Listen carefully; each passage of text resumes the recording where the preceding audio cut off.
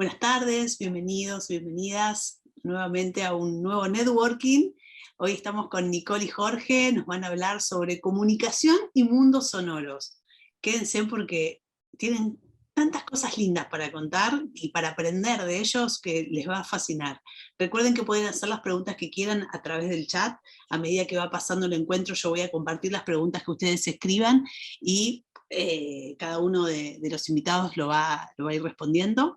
Pueden hacer las preguntas que quieran, ¿eh? Siéntanse con la libertad de preguntar lo que deseen. De eso se trata el networking, ¿no? Que podamos hacer y armar red.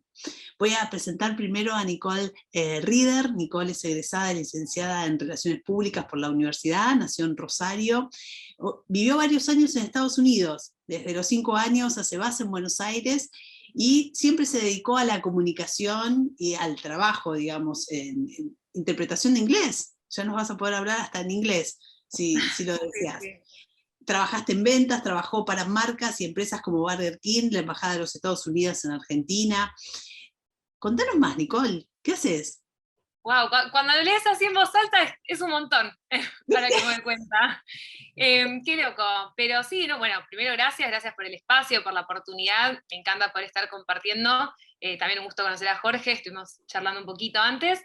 Y básicamente desde chiquita me di cuenta de que me encantaba hablar, comunicarme, siempre muy expresiva.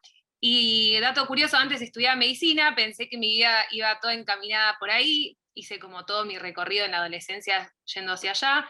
Terminé el primer año, terminé re bien, buenas notas, un montón de amigos, y dije, no sé qué estoy haciendo, ¿viste? Cuando dije, acá flasheé algo, vi colores y me di cuenta de que no era por ahí, y ahora, bueno, 4 años después, me doy cuenta de que era por acá, por las relaciones públicas, y me encanta ver toda esta convergencia de mundos, de que tenemos eventos y vemos imágenes, vemos cosas de diseño, personas, empresas, política, todo en un mismo espacio, así que eso es como un poquitito de todo. Actualmente hago comunicación digital y organización de eventos, pero más que nada comunicación digital. Maravilla, ya nos vas a contar secretos, ¿no? Como está hoy la comunicación digital, como además fue auge en la pandemia. Quiero que nos cuentes todos los tips de cómo se maneja una campaña digital y mucho más, ¿no? Las relaciones públicas, como decías muy bien vos, abarca todo, ¿no? Eventos, política, publicidad. Estamos en todos lados, es cierto. Qué lindo. Así, es la verdad. Gracias por estar ahí, Nicole. Ahora voy a presentar a Jorge Valverde. Jorge no está sufriendo tanto el calor, me parece, porque está desde Quito. Nosotras con Nicole estamos en Buenos Aires. Jorge es ecuatoriano. ¿Cómo estás, Jorge? Bienvenido. Se graduó de tecnólogo en artes a los 17 años en el Conservatorio de Música de Jaime Mola. Empezó sus estudios de diseño en la Universidad Católica de Quito y hoy es diseñador gráfico, titulado en la Universidad de Palermo, en Buenos Aires, Argentina. ¿Qué haces hoy, Jorge, en tu vida? ¿Qué hago? Bueno, primero saludarte, muchísimas gracias Rosa por el espacio. Nicole, un gustazo conocerte, estuve estoqueándote un poquito también, ya que estamos en este mundo digital, parece increíble. Bueno, ¿cómo fue? Un poco mi historia es especial. Yo empecé primero por la música, pensé que el destino me iba a llevar para allá, estaba muy metido en eso, empecé muy temprano. Mis papás ahí descubrieron ese talento. Me metí muchísimo en el piano, estuve muy anclado a la música sacra, al tema ese religioso, estudiando en un conservatorio que era más católico que otra cosa. Y sí, pues empecé prematuro, me gradué prematuro. Pensé que iba a seguir por ese mundo musical hasta que un día, en una conversación familiar, pues realmente aterricé todas las ideas que tenían media revolucionarias hasta ese momento, atípico de los artistas, ¿no? Entonces, creo que ahí fue cuando empecé un poco a ver la idea de convertirme primero en ingeniero civil, porque mi papá era ingeniero civil, es ingeniero civil. Entonces me gustaba el mundo este de la construcción porque le veía a él un poco las salidas de campo, los viajes que hacíamos. Entonces pensé que me iba a ir por allá. Empecé la escuela de ingeniería, no me gustó mucho, me empecé a golpear ya con la parte de los números. No soy malo para los números, pero tampoco fui lo que se necesita, tampoco fui brillante para eso. Entonces creo que no era mi camino. Para ese momento ya dejé un poco el mundo ese de la música, empecé diseño acá en Quito, asistí a una charla justamente de unos directores creativos que llegaron a Ecuador un poco a meter esta idea del diseño, de la publicidad, porque en esa época estábamos ya en la fase casi final de lo que era la publicidad, con ese auge grande de medios masivos, y me enamoré. Me gustó muchísimo la propuesta que tenían en Argentina en general de la comunicación, cómo se trabajaba, mucho el lado creativo, ¿no? Muy al estilo europeo en ese sentido. Y nada, pues las cosas de la vida me llevaron a la Universidad de Palermo, hice diseño gráfico allá, convalidé materias de lo que había hecho en arquitectura, porque estaba metido en arquitectura, y me fui hasta la maestría, estuve desde el 2003 hasta el 2010, finales. Entonces viví casi una década ahí en Buenos Aires, absorbiendo mucho de esa cultura. Trabajé en estudios de diseño de ahí, entonces un poco me fogué en Buenos Aires, entiendo mucho el trabajo de verdad. Y sí, tuve buena guía, por suerte. Ahora, ¿qué es lo que estoy haciendo? Pues en el 2018 conocí 2 emprendedores en Estados Unidos, ecuatorianos igual, y abrieron la puerta a un proyecto muy interesante de entender marketing desde el diseño, que era lo que yo venía pensando y defendiendo con la idea esta de diseño para emprendedores, de soportar negocios desde ahí, con causas sociales, con todo tipo de marketing, ¿no? Marketing cultural, estratégico, reverso, todo eso. Y ahora estoy haciendo eso para esta empresa con la que trabajo ahora, que es Terratino, y ya estoy listo. Entonces, en eso estoy. Tenemos la empresa partida ahora en Ecuador, en México, en Estados Unidos, en Dallas. Entonces, ahí estamos apoyando como intraemprendedores. Maravilla, maravilloso. Bueno, bienvenido, gracias por estar ahí. A ver, los dos han estudiado carreras tradicionales y se dieron cuenta que iban para otro lado. ¿Cómo fue ese descubrir? ¿Cómo se dije? Digo, seguramente en este encuentro hay alguien que no sabe si seguir diseño o guiarse por otra cosa. ¿Cómo hicieron ustedes? ¿Cómo fue ese darse cuenta? Cualquiera de los dos, puede empezar. Qué casualidad que a los dos les pasó lo mismo. Sí, para mí fue como uno darme cuenta de que no me conocía porque venía hace mucho tiempo con, un poco como contaba Jorge, desde muy chica ya con esta idea, o sea, mi idea desde los 7, 8 años era Médicos Sin Fronteras, chau, me voy por todo el mundo, haciendo algo que nada que ver, y claro, y llegué ya un poco más grande y me di cuenta, o sea, cuando terminas el secundario, bueno, un poco más de independencia, de ver otro tipo de cosas y decir, wow, no me conozco para nada, y fue como hacer una lista de cosas que a mí me gustaban hacer, que disfrutaba, y tampoco sabía que hacía un relacionista público, pero tenía un amigo que iba a la UP y me dijo, ¿por qué te fijas? En mi facu hay un montón de carreras, y entrando a ver los planes de estudios vi que había una que tenía un montón de cosas chiquitas que me gustaban. Yo me preguntabas hace, no sé, 4 o 5 años que hacía un relacionista público, yo te decía, la clásica vende entradas para el boliche, y no sabía mucho más que eso. Hoy en día me parece, o sea, me ofendo cuando me dicen eso, pero totalmente. ¿Y qué hace un relacionista público? Contanos, porque tal vez hay gente que no sabe o piensa que repartimos tarjetitas en los boliches, solo eso. Y básicamente, justo en el chat preguntaron, pero un relacionista público es, yo digo que es como un administrador o gestor de la imagen de alguien o algo. Alguien siendo una empresa, una organización, una persona o algo, porque puede ser hasta de un producto en sí, que vos estás gestionando como la imagen, cómo te perciben los demás, cómo te ven, y hacer y cumplir con estrategias y objetivos para que esa imagen siempre se mantenga positiva frente a los ojos de los demás, ¿no? Y fue básicamente eso. Claro, entré el primer día de Relaciones Públicas 1 y fue como, esto voy a estudiar, buenísimo. Y fue como, bueno, probar algo nuevo, desafiarme, y la verdad que súper, súper contenta de todo el mundo que pude descubrir. Maravilla. En tu caso, Jorge, ¿cómo fue? Bueno, en mi caso fue, como te contaba y les contaba a todos, empecé en la parte artística, después traté de irme al lado un poquito más racional de las carreras clásicas, ¿no? El tema de la ingeniería, la arquitectura. Y yo llegué a un punto de quiebre, fue cuando estudiaba arquitectura. Realmente ahí creo que entendí que el lado de la creatividad era lo mío. No quiero decir que llegué a una depresión, porque no pasé así, no sé, la típica encerrado en un cuarto o con medicación, no llegué a ese lugar. Pero sí me tocó, así como dijo Nicole, hacerme un autoanálisis. Entonces ahí fue donde yo empecé a darme cuenta de que yo tengo como varios yos. ¿sí? Entonces hay un músico por ahí escondido, hay un artista por ahí escondido, hay un diseñador por ahí, hay un Jorge más racional. Entonces creo que entendiendo primero cómo funcionaba yo, empecé a darme cuenta de lo que quería hacer. Entonces ahí fue cuando descubrí el asunto del diseño.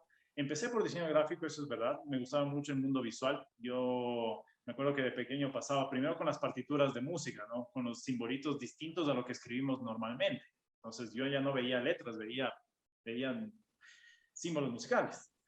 Y la parte visual creo que siempre me atrajo, así que empecé por el diseño gráfico. Creo que ahí entendí el lenguaje visual como tal. Después seguí en la UP y seguí la parte de marcas, esto de negocios, imagen empresarial, y muy parecido a lo de Nicole, entendí que la imagen era más importante que el mismo lenguaje, porque uno usa el lenguaje para comunicar algo.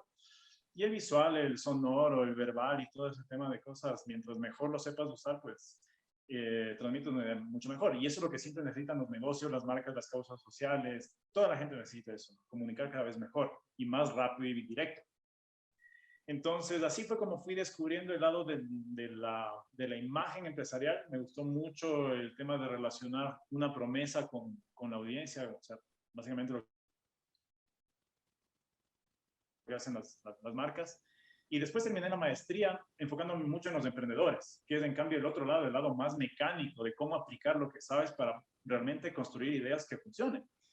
Entonces yo siempre he dicho que mi lado sí, soy un poquito más creador en el sentido musical. Ahí es donde yo hago mucha composición de música, estilo antiguo, estilo clásico. Me gusta mucho la época esa de 1700, 1800, entonces hago música parecida a esos estilos. Qué lindo. Pero me di cuenta de otra cosa cuando estudiaba el tema de emprendimiento, que lo mío quizás no era ser dueño, no era emprender, sino más bien apoyar a esa gente que es más de golpear las puertas. Ahí es donde yo me alejo un poquito de las relaciones públicas, porque yo no soy de los que voy a golpear puertas. Nunca fui buen vendedor en el sentido de, no me gustaba aceptar un no, por ejemplo. Entonces, que te cierren Bueno, una puerta. ahí la puedes contratar a Nicole. Claro. ¿Ves? Ahí sería una buena dupla. Colegas ante todo. Claro. Sí. Entonces yo entendí que no tenía ese lado, entonces me dediqué mucho más al lado estructural. Entonces ahí me dediqué al lado más bien teórico, práctico de cómo esta que yo a veces digo que es como la ciencia del diseño y la comunicación, pues se aplica dentro del mundo de los negocios.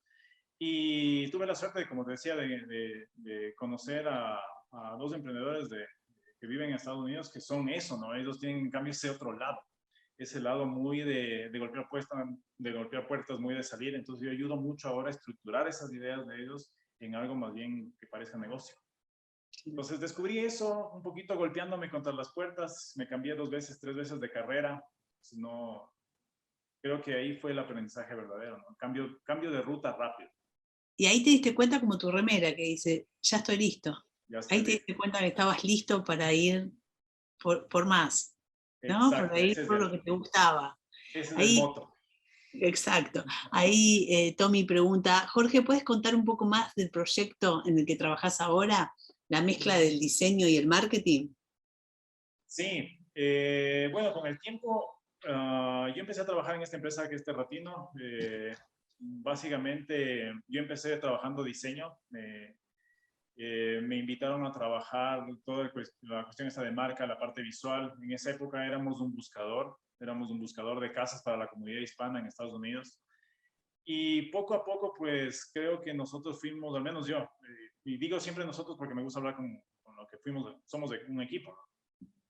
Fuimos usando el diseño para hacer cada vez más marketing, y entendiendo que el diseño era la mejor herramienta del marketing. Sobre todo muy anclado a lo que es marca, o sea, la construcción de marca en ese sentido. Y el primer año, pues pasamos mucho diseño, el segundo año ya fue más estructural, este tercer año, que es del 2020 que pasó, ya al menos en mi cabeza empezamos a meter mucho más el diseño como una forma de entender el marketing.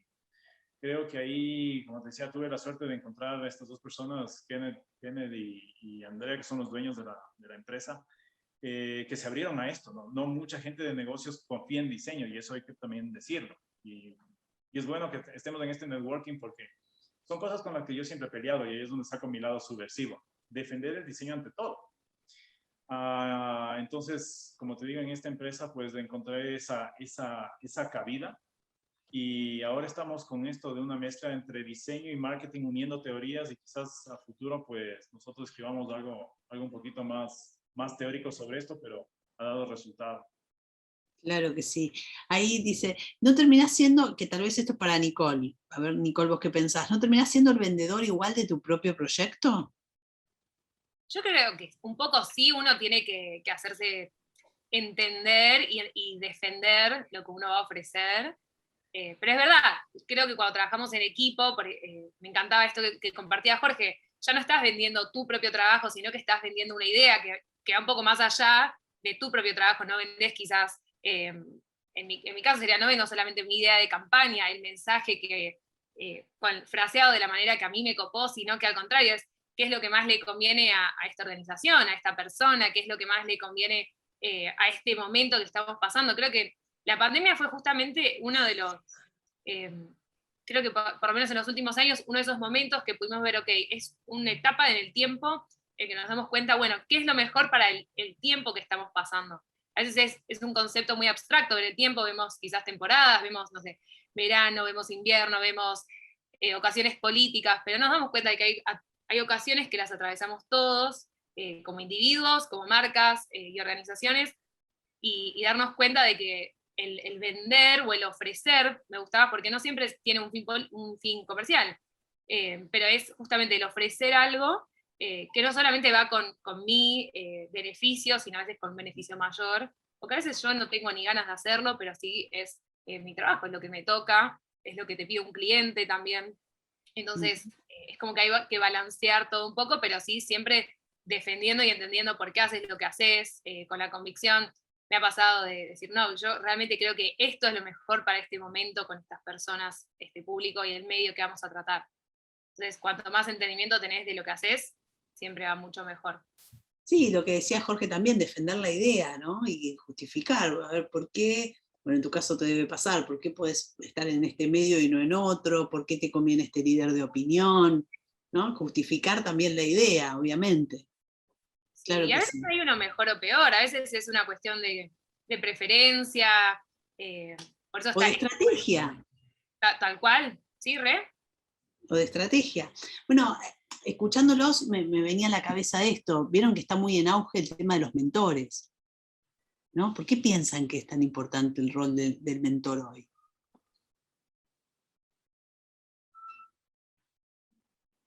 Bueno, puedo seguir yo.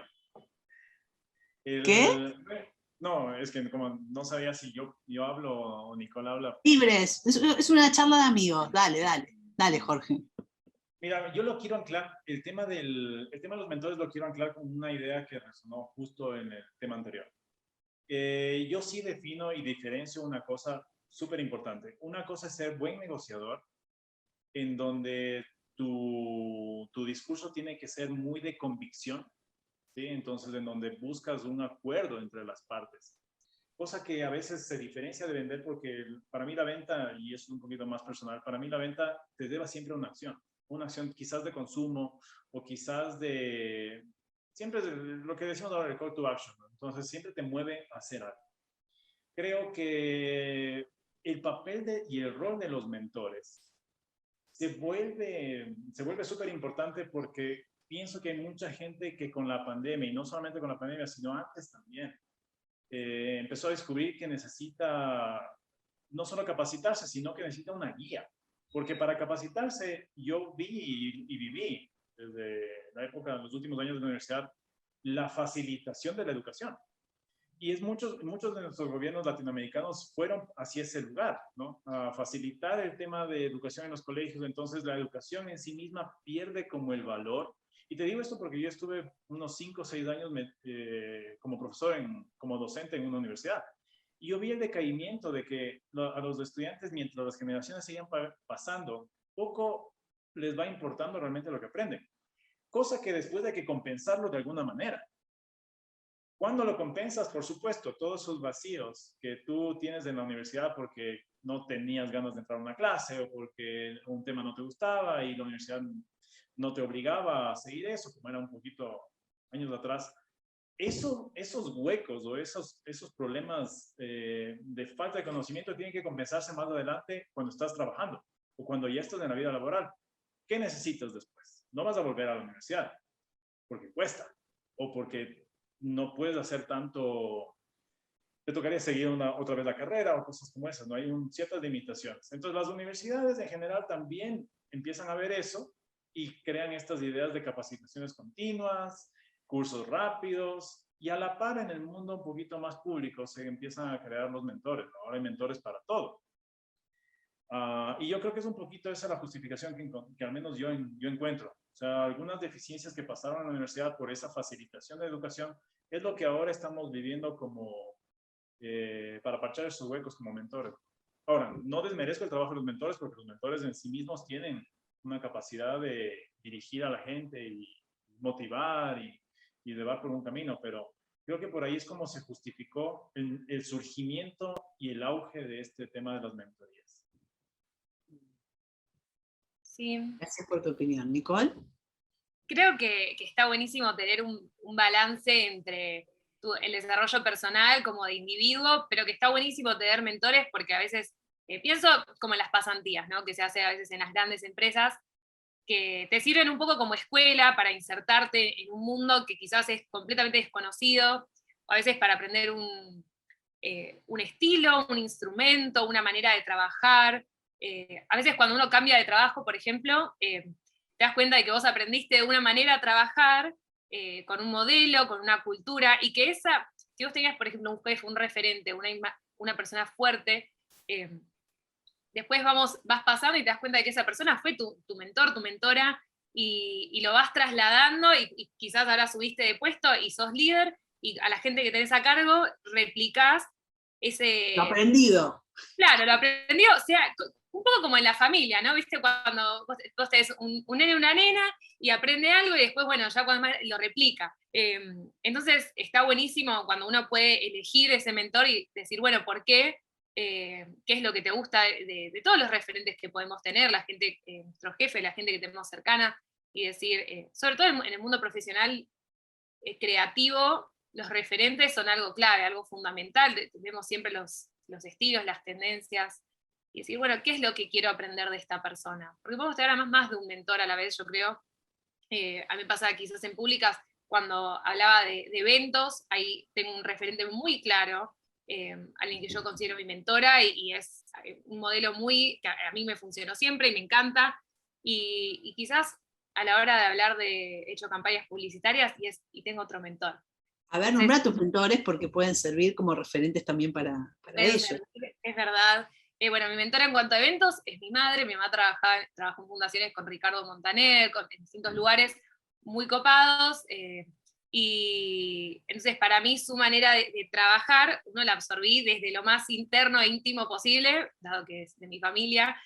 Y luego Sergio Godoy, que es un gran fotógrafo de publicidad, en cuanto a todo lo que tenía que ver con campañas publicitarias, porque además él sí empezó como fotógrafo, pero ahora sí está más en el lado creativo, es director de arte, y también su manera de trabajar me encanta, y pude trabajar con él durante 2 años, y fue quizás mi mentor más presente, fuerte, y para mí fue la mejor escuela que pude haber tenido, pero sí tenía yo no soy una copia de Sergio, tengo mi propia experiencia, mis propias ideas, y por eso me copa también lo que dice Jorge, ¿no? Pero de desarrollar sobre todo el lado de uno como individuo, porque tenemos muchas cosas quizás para ofrecer y no solo para copiar de otros. Totalmente, totalmente. ¿Tu mamá cómo se llama? Andrea Wark. Igual Sí. actualmente no se dedica a eventos hace un par de años, pero hasta hace unos años sí. Bueno, y has aprendido de eso. Bueno, hablando de eventos, algo que sí se sintió afectado fueron los eventos en pandemia, y una de las preguntas es: ¿qué cambio trajo la pandemia a la comunicación y qué creen que falta hoy, después de una pandemia mundial? Sí. Uno creo que es la digitalización de todo, de absolutamente todas las cosas, que en muchos sentidos es buenísimo, me encanta, es algo que es rápido, que es hiperdinámico, que fluye muchísimo. me encanta, es a lo que me dedico. Y también algo muy, muy positivo es que hizo que muchos sectores más tradicionales se tuviesen que ayornar a los métodos nuevos, ¿no? A la tecnología. Justo el otro día estaba haciendo un trámite y pensaba, qué bueno que ahora puedo hacer trámites online y que no tengo que hacer filas eternas. O sea, desde esas cosas hasta, obviamente, sí, todo lo que tenemos ventas y empresas y unicornios que son 100% digitales y bancos y billeteras que son 100% digitales y que están buenísimas. Pero obviamente, creo que en lo social, justamente el contacto físico es algo que casi que no se puede, o sea, no lo puedes replicar de otra manera.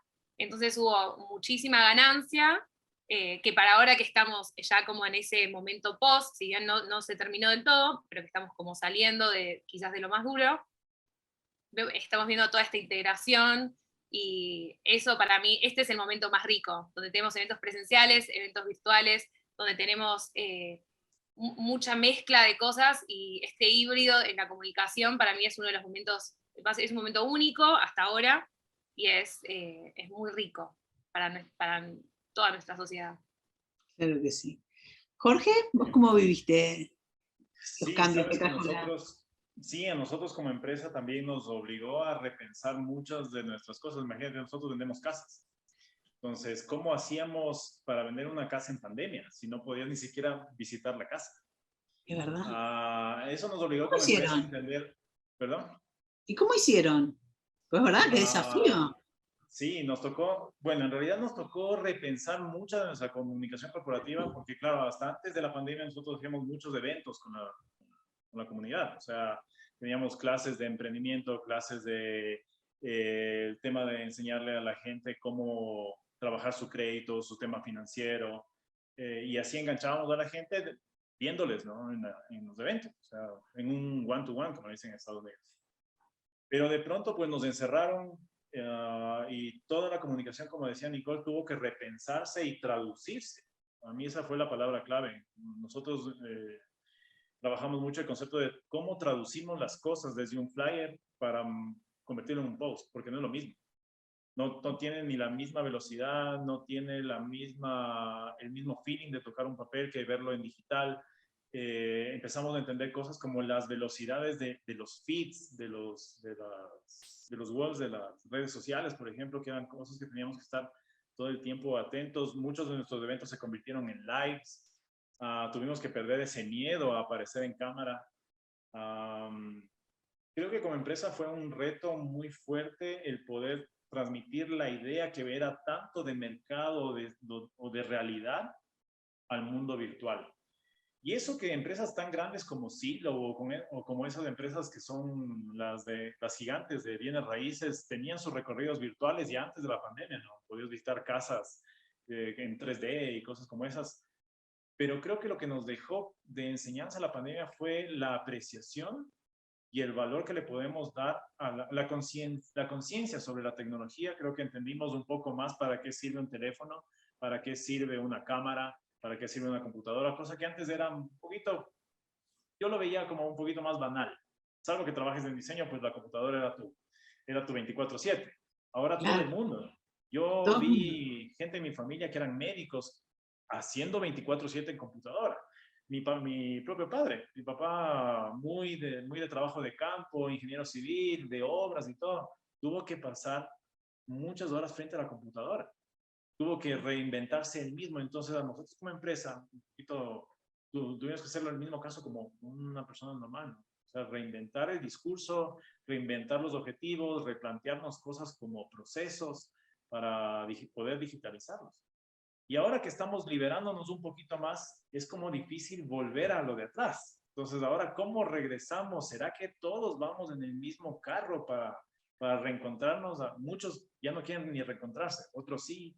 En Estados Unidos, pues hay cierta paranoia todavía con eso de las vacunas, por ejemplo, cosa que en nuestros países latinoamericanos es al revés. Acá buscamos desesperadamente vacunarnos para volver a nuestro La tema social. normalidad. Entonces, exacto. Y el tema de la información también fue importante porque creo que en la pandemia, como nos encerramos tanto todos en el mundo digital, empezó a aparecer mucha información falsa. Y mira lo que nos deja como políticamente hablando la pandemia. discusiones sobre privacidad personal en línea, discusiones sobre si las redes sociales ahora van a seguir siendo como son. O sea, nos deja un montón de discusión, ¿no? Claro Porque que eso sí. es, Bueno, y acá está, ¿cuál sería el desafío hoy en la comunicación? Hoy, con todo lo vivido, con todo lo que nos pasó para ustedes, ¿cuál sería el desafío? para mí es el pensamiento de una comunicación, o yo lo veo un poquito más desde el marketing, un marketing más integral. Ya no podemos pensar que solamente hacemos digital o solamente hacer, que era lo que pasaba un poco antes de la pandemia, ¿no? Muchas empresas pensaron que el mundo digital era más barato y se pasaron todo a digital. Yo creo que ahora estamos obligados a un verdadero mix de medios, a pensar un verdadero mix entre lo tradicional, o un balance, como dijo Nicole, un balance entre lo tradicional y lo digital para, para conseguir ecosistemas. Creo que ahora la idea es de ecosistemas, pensar en ecosistemas. Y eso Claro, no tiene nada que ver con un formato, sino ya pensar en cómo te llego por el 360 por todos lados. buenísimo lo que decís, el ecosistema clave. Me Nicole, encanta, me encanta y tomo algo que decías antes, incluso de nuestra cultura latinoamericana, y pensándolo bien específica a nuestro país, donde estamos, creo que el desafío es volver a los vínculos, a enfocarse en los vínculos, porque creo que es lo que todos más extrañábamos durante mucho tiempo, y es lo que no podemos lograr, o lo que más nos cuesta lograr a través de los medios digitales, lograr un verdadero vínculo entre personas. Y hoy en día entendemos que una marca no es algo abstracto, una marca es una persona. Y una marca, digo, aplicada no solo a una empresa, sino a muchísimas cosas. Y cómo tienen vida. El otro día me reía muchísimo mirando la pauta de, mirá qué pavada, ¿no? Pero de Luchetti, de las nuevas milanesas de soja, que es como que están como en una iglesia con un coro gospel, me mataba de risa y me acordaba automáticamente de cuando era chiquita y estaba mamá Luchetti con Diana Ross, por ejemplo. Y cómo tiene una vida, ¿no? Tiene una evolución que va cambiando. Y ese tipo de cosas son más difíciles de conseguir en lo digital. Por eso está buenísimo que convivan. Y otro de los, obviamente, si bien es un gigante, Netflix es un muy buen ejemplo de esto. Netflix es un medio digital, o sea, su uso es exclusivamente digital, pero es una de las empresas nuevas que más pauta en vía pública, por ejemplo. Y tiene campañas espectaculares en Buenos Aires sobre vía pública. Entonces vemos cómo conviven y, o sea, la persona que consume Netflix también en algún momento sale a la calle. O sea, tiene que o ir al supermercado, ir a hacer un trámite, lo que sea. Entonces, ver que ya no somos personas solamente de estar en nuestras casas, sino que estamos evolucionando y ahora hacemos ambas. Y que ya los celulares, por ejemplo, también son parte de nuestra vida, las computadoras son parte de nuestro día a día también. Entonces, buscar esa manera de crear la convergencia y realmente de llegar a las personas, pero enfocándonos en los vínculos. claro que sí, claro que sí. Pero vos trabajaste mucho con causas sociales, ¿no? Por ejemplo, ¿cómo relacionarías las relaciones públicas y las causas sociales? Siempre fui muy apasionada, vamos a empezar por ahí. Así, viste, el cabeza no traiciona. Y muchas veces en el tercer sector vemos que es justamente la organización, la ONG, la fundación, asociación civil, yendo hacia afuera, pero nunca nadie iba y le tocaba la puerta y decía, hola, yo quiero ayudarlos a que comuniquen mejor.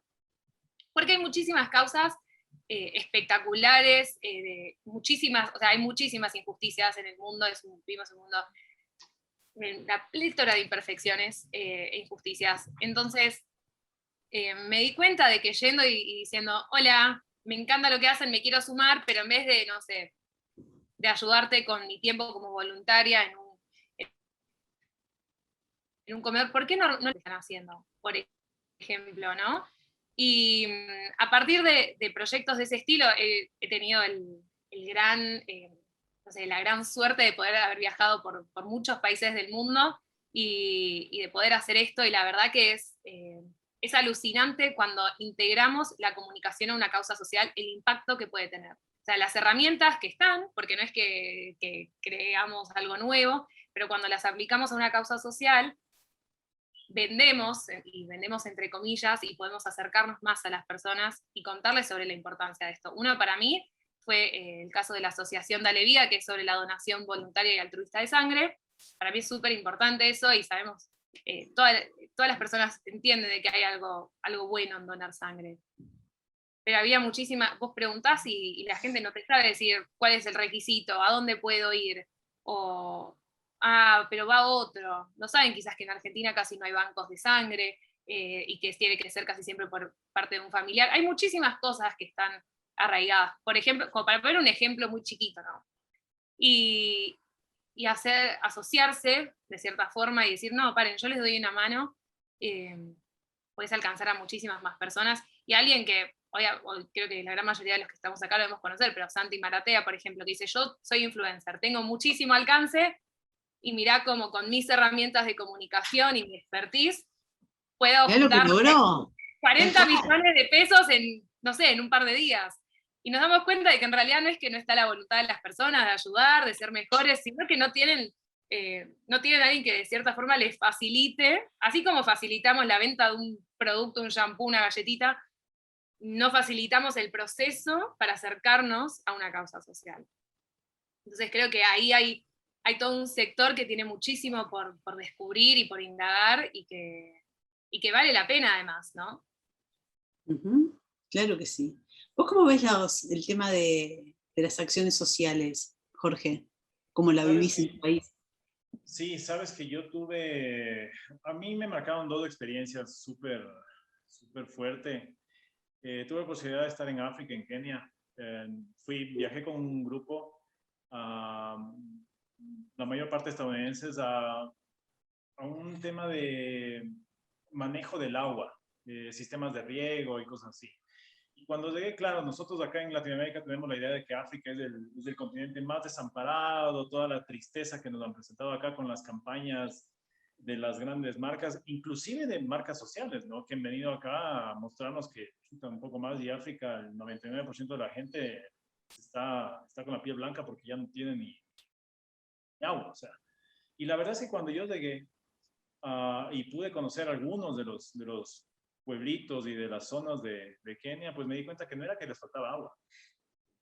La verdad es que la causa social pasaba por otro lugar. O sea, ellos necesitaban quizás un tema de sistematización, quizás una llegada un poquito más del asunto tecnológico. Y como decía Nicole, quizás le faltaban herramientas para especializar lo que hacen, porque yo me acuerdo y nunca me voy a olvidar, un niño se acercó a preguntarme cuál era el siguiente workshop.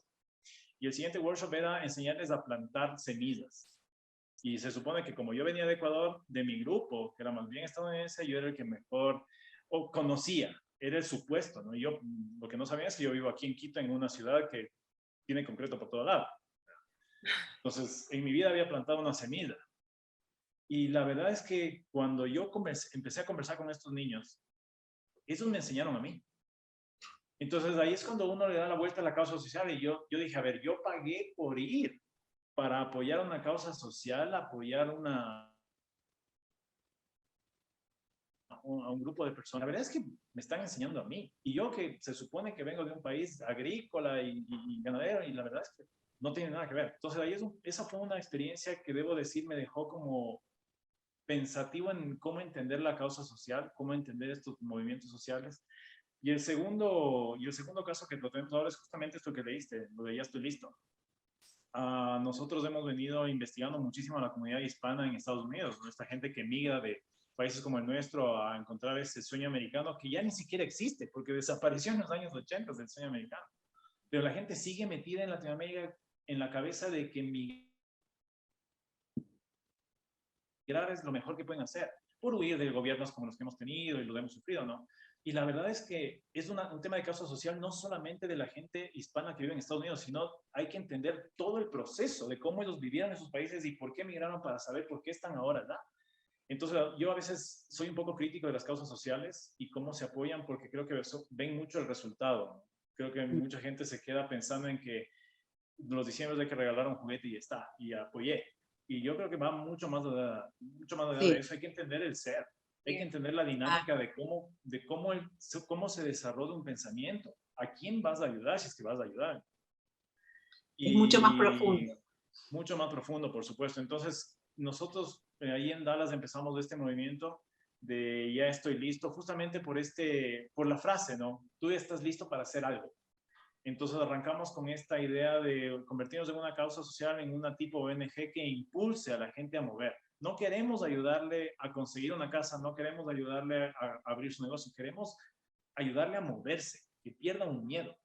Entonces ahí es donde nosotros atacamos muchísimo con educación. Entonces la idea de entrar con un curso de enseñarte por qué comunicar es mejor para cualquier negocio que tengas.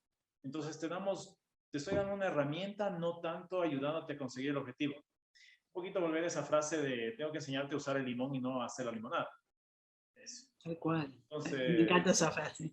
Muy buena. sí, Que es muy cierta. Que sí, es muy cierta. muy cierto. Claro que sí. Bueno, El los dos tema, estudian. Perdón. perdón, y con esto cerraba. Y yo creo que el tema, y lo vuelvo a aclarar al tema de los mentores, yo creo que también dentro del mundo mentoría hay mucho negocio.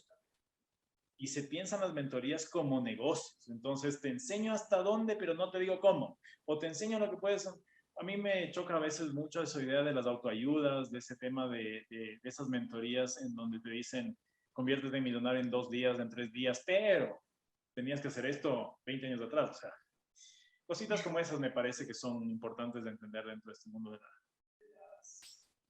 de las causas sociales. Claro, claro que sí. Bueno, los dos estuvieron en el exterior estudiando o viviendo. ¿Cómo es esa experiencia de estudiar en el exterior?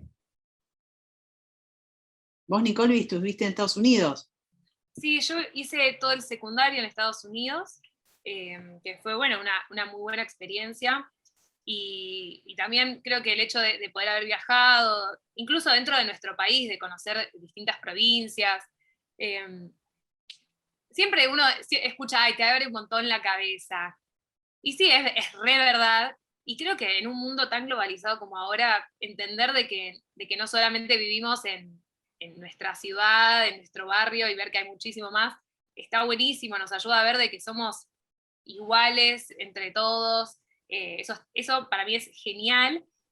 Y también apreciar un poco lo suyo, lo propio, ¿no? Yo me acuerdo que vivía en Estados Unidos y en mi vida había tomado mate y yo quería tomar mate, porque era algo que me hacía conectarme conmigo misma, que me hacía conectarme con el lugar del que venía. Y me hace pensar un poco en lo que decía Jorge antes de las causas sociales, eh, de que cada lugar, cada región tiene una forma de ser y una forma de hacer las cosas.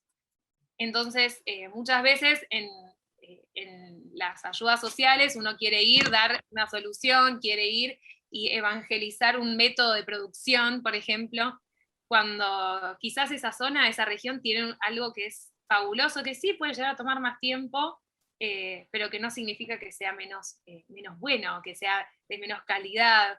Y no sé, me quedé pensando muchísimo en eso y en el poder ver. Me acuerdo específicamente en Nepal ver los cultivos de arroz. Yo en su momento en el colegio había estudiado el cultivo de arroz en Argentina y cómo era toda la mecanización. Y ver cómo había una señora que juntaba, o sea, plantita por plantita. Yo decía, no, pobre, ¿me entendés? Y ese fue mi primer como pensamiento primitivo, pobre, todo el trabajo que está haciendo. Y al final del día es un trabajo y es un trabajo igual de digno, igual de bueno, y es un proceso que sirve de la misma manera. Y es algo, era muy cultural de ahí y no despreciarlo. O sea, creo que al contrario, me acuerdo, o sea, al día siguiente en el mismo lugar fue como, viste, cuando uno a veces baja las ideas, eh, y fue como, wow, no, pará, quiero saber más, y cómo es esto, y cómo se diferencia, y así como lo vemos en un cultivo, en la comunicación también lo vemos, los distintos estilos, y justamente al ser de distintos lugares, necesitamos distintas estrategias y tácticas. eh, pero uno a veces quizás si no tiene esa experiencia dice, ah, no, somos todos iguales, eh, todas y todas pensamos de la misma manera, y la verdad Entonces, que no ¿te es abre así. la cabeza o no? Sí, sí. Un cliché es cliché por algún motivo. Obvio, obvio, claro que sí. Jorge, Sí, sabes que yo lo entiendo muy parecido. La verdad me parece que el poder visitar y el poder vivir en otros países, pues te abre la cabeza. Y yo creo que uno verifica muchas cosas. A mí me pasaba con la música. Claro, nosotros cuando estamos en el conservatorio siempre te enseñan música europea, pasas por todos los estilos de la música española, la música de Egipto, la música. Y siempre ves en la historia musical pasas por todos los lugares, ¿cierto? Y muy pocas veces entiendes los estilos, por ejemplo. Y al final de todo tu recorrido académico llegas al fin a la música ecuatoriana, primero pasando por la latinoamericana y después al final de los cursos llegas a tu música local. Y yo creo que un poco lo que te da la experiencia de vivir afuera es verificar algunas cosas que estudiaste y otras, efectivamente, que te explote la cabeza porque la gente funciona diferente en otros países, ¿no? A mí uno de los grandes choques culturales, que es lo que yo cómo lo percibí cuando empecé a vivir en Argentina, era el ritmo de vida. El ritmo de vida aquí en Ecuador sí es un poquito más estructurado. Te levantas a las 6, te levantas a las 5, trabajas y más o menos a las 10, 11 de la noche ya estás en tu casa. En cambio en Buenos Aires, yo me acuerdo los primeros meses que empecé a vivir ahí, tú eras una ciudad 24/7. Entonces, ese primer cambio no me alcanzaba la energía. No era que no me gustaba, no me alcanzaba a mí la energía para seguir ese ritmo. Entonces, eso me llevó un tiempo de aclimatación. Con Estados Unidos me pasó exactamente igual. La velocidad de consumo ahí es increíble. O sea, a comparación de nuestros países, ellos corren a 100 kilómetros por hora, nosotros a 20 kilómetros por hora. Y eso que tenemos ahora, como decía Nicole, hay una globalización en donde el iPhone ya llega acá. Pero sí, el tema de poder verificar velocidades, capacidades de las poblaciones para moverse más rápido, más lento y entender ciertas cosas de forma diferente, creo que eso es lo que más a uno le mueve, ¿no? O le pregna. Claro, claro que sí. Bueno, a ver, mi pregunta, esta es mi pregunta de cabecera, la pregunto siempre. ¿Qué error cometieron en su carrera profesional? Un error que los haya marcado y que dijeron, de esta aprendí y no la vuelvo a repetir. ¿Qué error cometieron? Digo, porque no todo es color de rosas, ¿no? Cuando emprendemos, cuando hacemos, cuando creamos, los escucho. Estoy pensando, no sé cuál elegir. Bueno, me encanta que... Acá, viendo a ver cómo... O sea, tuviste varios. Tuve varios. Creo que uno que fijo y que sí digo, ojalá no hubiese hecho esto, es tener miedo, ¿no? Tener miedo de largarme, de hablar con gente, de vincularme a esto. Networking, en otro momento yo hubiese dicho, no, ni a palos, porque uno me pasaba de mucha inseguridad, de sentir, no, pero yo no estoy lista, pero lo que yo estoy viendo es algo súper irreal. Y después cuando uno se va metiendo en la práctica, te das cuenta de que claramente no tenés ni idea de lo que estás haciendo hasta que no lo empezás a hacer.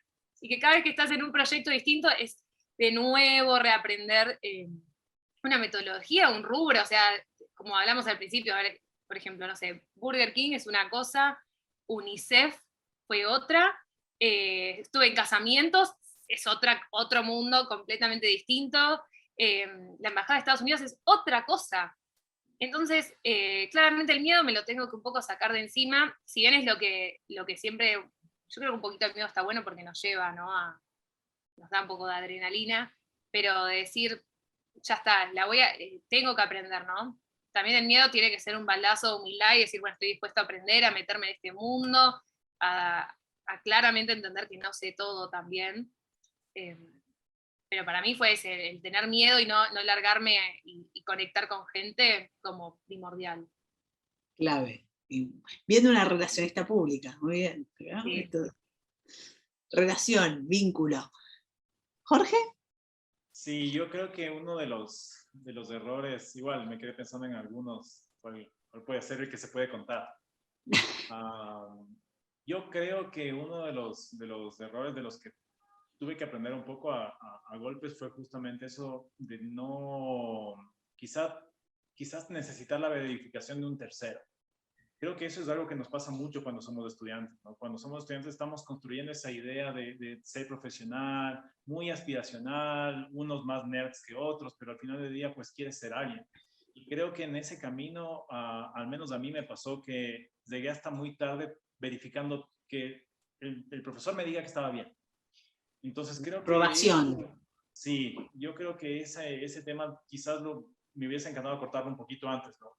Quizás ahora tenía otra teoría, quizás ahora tenía un background de conocimiento un poquito más propio, no tanto de, no tanto de terceros. Podría ser. Me parece que eso es algo súper importante cuando uno es estudiante, creer un poquito más en lo que es. Y eso me parece que lo anclo mucho a nuestras culturas de acá, más latinoamericanas, de que no premiamos el error, sino más bien te mandamos de la esquina cuando te equivocas.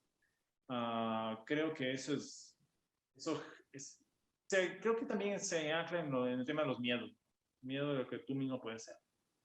Por ahí es donde yo me iría que uno de esos errores un poquito más de conciencia propia. Con el tiempo, al final lo ganas igual, porque quizás un poquito antes hubiese sido mejor. Bueno, ¿viste? Con el diario del lunes es más fácil, pero el error lo necesitaste para experimentarlo también. No. Todos tenemos miedo, para que se sientan tranquilos, ¿no? Te miente el que te dice, che, no tengo miedo. Y de hecho, cuando te duele la pancita es porque algo nuevo estás por hacer, o algo distinto. Pero nunca sintieron esta cosita acá como diciendo, ¡ah! ¿Lo hago? No, no lo hago. ¿Voy por esto? Sí. Bueno, claro. Bueno, de la mano viene en qué se inspiran, ¿no? En qué tienen algún referente, ven alguna, digamos, con qué se nutren para seguir tendencias, por ejemplo, algún libro, algún autor. Los escucho. Sí, ¿En qué se inspiran? sabes que en mi caso, por ejemplo, yo con el tiempo partí mis yos. Tengo como decía, tengo mis áreas en donde trato de trabajar. En la parte musical, y yo desde muy pequeño le tuve a este compositor famoso, súper famoso, Mozart. Mozart, me parece que leí la biografía de él por todos los autores posibles, en varios idiomas posibles. Me parece que ese ha sido como siempre mi lado artístico. Me encantaría vivir la vida de él. Me parece que fue un tipo que realmente cambió la historia, o sea, cambió la historia de la música en general. Entonces es como mi referente en ese lugar. Muerto sí, pero más vivo que nunca. Ya. En el lado más profesional, en este lado del marketing, del diseño, pues a mí bueno, dos referentes que me cambiaron realmente la forma de cómo pensar el diseño y la parte está más de negocios y marcas. Uno fue Marcelo Gio, que trabajaba ya en la UP, que ahora está en Profe, España. Profe. sí, Él sí. fue de los primeros que empezó a hablar de la oxitocina con las marcas, sacó este libro de marcas humanas. Yo le seguí mucho lo que de él, fue mi profesor hasta el final de la carrera de diseño gráfico. Fue realmente un life changing como yo podría decir que fue uno de mis mentores en realidad en esa época. Otra persona que me parece súper importante a nivel crítico fue Gustavo Valdés, otro profesor también de la UP. Es una de las cosas que más agradezco yo de esta alma mater, que tuvo gente y tiene gente que es de top, o sea, a primer nivel. Este tipo era muy filosófico con el tema de cómo entender la comunicación, el diseño. Él era poeta en su país original, entonces trajo toda esa idea de una escritura académica mucho más profesional al mundo del diseño que era, a cierto punto, medio banal. Para mí esos fueron como los referentes los que hasta el día de hoy me inspiran mucho. Tengo casi todos los libros de ellos y publicaciones. Trato de todo el tiempo volver porque ellos están muy vigentes. Me quedé pensando en eso. ¿Oxitograms? ¿Qué? ¿De qué trata? La teoría de Marcelo en ese sentido es que, claro, las marcas se convierten en humanos, ¿cierto? Las marcas, ahora se trabaja mucho la marca humana y era algo que se preveía hace unos 10 años ya. Ahora empezamos a ver y con eso la pandemia se volvió como pan de todos los días. Pero él no hablaba de una marca con una cara, sino más bien de que los procesos eran humanos, la atención del cliente era humana, desde un chat había un asesor, o sea, no había la marca humana no terminaba siendo una cara para una marca, sino más bien el proceso era algo más humano. Y en ese proceso te genera, la idea de trabajar una marca es que te genere esta oxitocina en cada una de esas partes del proceso. Entonces, si tú tenías que entregar documentos, que esa entrega de documentos a la empresa te provoque algo positivo, las experiencias. Entonces, trabajar mucho la idea de la oxitocina dentro del sistema en el lifetime value customer dentro de la empresa. Mirá vos, qué interesante. Y hoy además las marcas rehumanas están, ¿o no? Sí. Impresionante, mirá vos, hace 10 años. Qué visionario. Maravilloso. ¿Nicole? Y creo que en muchas cosas, algo que me mueve muchísimo es la manera de hacer de las marcas y de las empresas y de las organizaciones. Cómo hacen lo que hacen. Sobre todo cuando son buenos, ¿no? Uno aprende de los errores de los demás, pero también cuando algo funciona, está buenísimo entender por qué funciona. Y lo social, para mí también es una pata fundamental. En ese sentido, una de las marcas que a mí más me impactó en los últimos años es una de muebles que se llama Talleres Sustentables. Y obviamente ellos usan todas maderas para todo el mobiliario que hacen, que es sustentable, sostenible, es todo nacional, de producción nacional, pero además tienen un taller de oficios que está buenísimo, y toda su impronta en cuanto a no solamente ofrecer un producto, sino ofrecer trabajo y ofrecer valor a lo que producimos en nuestro país, me encanta, y lo pongo porque es una marca muy exitosa, pero que además es impecable e intachable desde donde la mires, y cada vez que lanzan algo nuevo, un proyecto social nuevo, un producto nuevo, está buenísimo ver cómo lo pensaron y cómo lo diseñaron, porque no es solamente, bueno, queríamos hacer una mesa, sino es, mirá, no sé, queríamos enseñar a hacer herrería, entonces hicimos una mesa con metales y madera para que podamos enseñarle otro nuevo oficio a las personas. Eso me parece algo genial.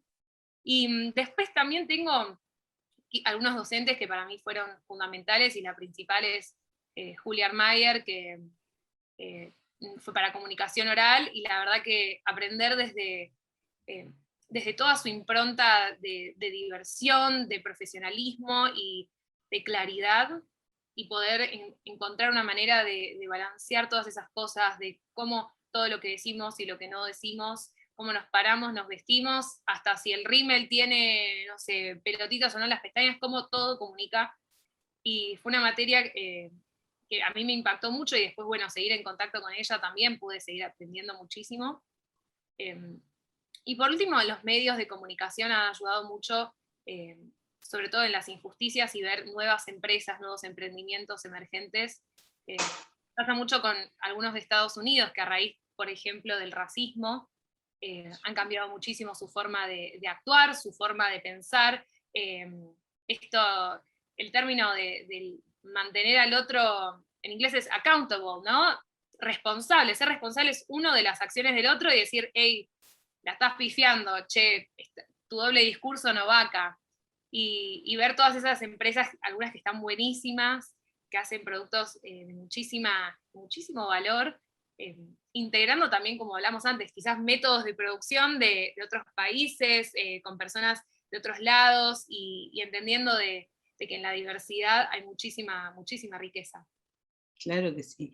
Me encantó lo que nombraste de campañas de racismo. ¿Tenés algún ejemplo de alguna campaña de relaciones públicas o de comunicación que hayas visto que te pareció muy buena para nombrar y compartir? Una que me pareció muy buena, la acción que se hizo en realidad en contra, porque se descubrió un caso de racismo muy fuerte, sistemático, ¿no? También pasa eso, las empresas son formadas por individuos, entonces a veces hay un individuo racista y es un bajón, porque después hay que hacer un esfuerzo gigante para poder remontar eso, y por eso las intenciones de uno como marca tienen que ser clarísimas en cuanto a las pautas de las creencias, ¿no? Las marcas tienen vida y tienen creencias y valores, y una forma ética o no, depende de la perspectiva de cada uno de trabajar. Pero fue con Anthropology, que es una marca, es una empresa que vende distintas marcas de ropa, objetos artículos para el hogar, decoración, y cómo ellos tenían una manera de cuando alguien entraba, decían, por ejemplo, el nombre, tenían como distintos nombres que eran asociados normalmente a alguna etnia. Por ejemplo, si era alguien quizás caucásico, decían, entró una Ashley, porque normalmente Ashley es rubia de ojos claros, y así sucesivamente con los distintos grupos. Y salieron muchísimos empleados y empleadas a hablar de cómo no solamente los obligaban a hacer eso y a marcar cierto tipo de clientes y consumidores de la empresa, sino también hacia ellos mismos, ¿no? Como quizás decían, como una colaboradora afroamericana, ¿cómo me hace sentir cuando yo estoy señalándole el dedo a alguien de mi misma comunidad? Y, y el impacto que eso generó, porque muchos de ellos se fueron a otras empresas que quizás sí apoyan a las distintas comunidades, sobre todo en Estados Unidos, que está siendo un tema hace muchísimos años es o sea, históricamente algo de muchísimo impacto y una injusticia, quizás la injusticia más grande que hay en el país, pero que realmente ahora tenemos la oportunidad de seguir escuchándolo todos y todas en todas partes del mundo y darnos cuenta de cómo en nuestros propios lugares pasan cosas también. En Argentina hay muchísimas injusticias raciales, hay muchísimas, y no es como un efecto como la gota que cae en el agua, que bueno, quizás empezó en Estados Unidos, pero ahora vemos en otros países cómo se nos ve afectados. Y por eso a mí me copó mucho lo que compartía Jorge quizás de la comunidad hispana, latina en Estados Unidos. Yo soy blanca y rubia de ojos claros, y mi mamá no, por ejemplo, y cuando vivíamos allá, le decían, no sé, no puede ser que sea tu hija. Y ella decía, ¿cómo que no? Pero vos no, pero, ¿me entendés? Como que no macheaba algo. Y Algo no le cerraba. claro, entonces, desde lo personal, he visto muchísimas cosas, y entonces por eso creo que también digo, la carga y la configuración de cada uno nos va moviendo hacia estas creencias que tenemos y sobre lo que nos inspira, sobre todo. Tal cual, tal cual. Jorge, ¿querés sumar algo más? Yo un poquito lo que veía y de las cosas que más me gustan últimamente de las marcas y las grandes marcas es que están yéndose muy, muy pegado al lado de la diversidad, a ese concepto de la diversidad. Creo que eso va anclado a lo que dijo también Nicole y lo que estamos discutiendo ahora, el tema de las cosas raciales, pues nos lleva a tener como dos puntos de partida para comunicarnos. Uno, atacando el tema de que no debe ser discriminador, o atacando desde el lugar con el discurso positivo de que eres diverso y que atacas o no que atacas, pero que llegas a toda la gente sin importar el origen o el tema de etnia, ¿no? Entonces tienes como esos dos. Yo lo que creo es que como que se polarizaron la comunicación a esos dos lugares, o ataco de abajo o vengo desde arriba con un discurso un poquito más positivo. Con el concepto de la diversidad. Me gusta mucho, por ejemplo, aquí en Ecuador hay un banco que se llama Banco de Guayaquil y lanzó una campaña justamente para mostrarles a los clientes. Ya no se habla del banco, se habla de los clientes y de la diversidad de clientes que hay. Tienes desde un empresario que sale en un billboard gigante ahí, hasta un tipo que trabaja en una camaronera chiquitita y el tipo es un emprendedor o tiene su propio negocio chiquitito, un kiosco.